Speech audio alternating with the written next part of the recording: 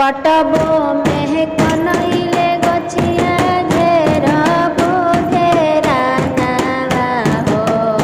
कटबो में कनैले गछिया घेरबो घेरानावा घेरइल गुरुजी जाए ना दे पकड़इल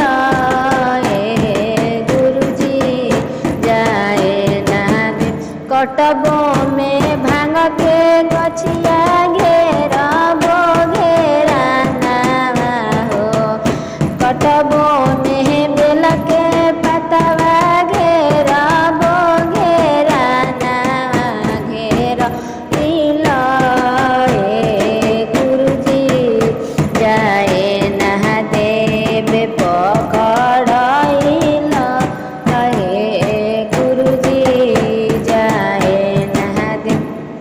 कटबो में धतूर के गछिया घेरबो घेरानावा हो।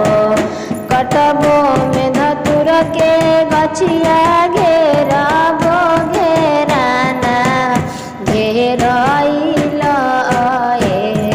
गुरुजी जाए ना देबे पकड़इल गुरुजी बुधिया गे अनवा गुरुजी रौरे आशीर्वादवा हो।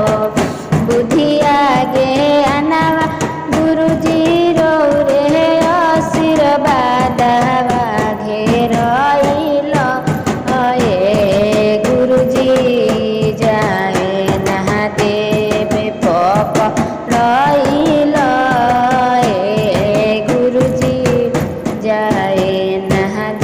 गोद के बालकवा गुरुजी रौरे आशीर्वादवा हो। गोद के बालकवा गुरुजी रौरे आशीर्वादवा घेरइल गुरुजी जाए ना देबे तू पकड़इल गुरुजी लंगड़ा के परवा गुरुजी रौरे आशीर्वादवा हो। अनहर के नयनवा गुरुजी रौरे आशीर्वादवा पकड़इल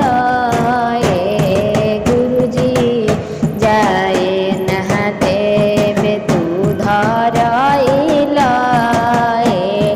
गुरुजी पहिला में दया मांगी दूसरा में चारा चाहो। पहिला में दया मांगी दूसरा में चारा चाहो। तू धरइल गुरुजी जाए ना देबे पकड़इल